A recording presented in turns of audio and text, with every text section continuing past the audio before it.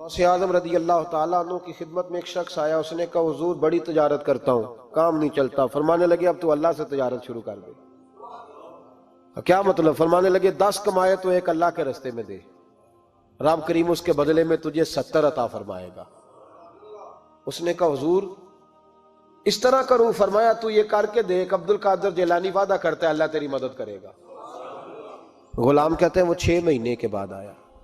پہلے جب آیا تھا تو پیدل آیا تھا، 6 ماہ کے بعد آیا تو 6 اونٹ تھے اس کے پاس، اور آ کے حاضر ہوا تو کہنے لگا حضور زندگی پتہ نہیں کہاں گزار دی، کاروبار کا تو مزہ ہی اب آیا ہے، اب مزہ آیا ہے کاروبار کرنے کا، اب مزہ آیا ہے۔ کہا 10 میں سے 1 دیتا ہوں، پتہ نہیں کتنا مہربان ہے۔ اور یہ آیت ہے وَيَرْزُقْهُ مِنْ حَيْثُ لَا يَحْتَسِبُ، تجھے وہاں سے دے گا کہ تیرا کبھی گمان بھی نہیں گیا ہوگا۔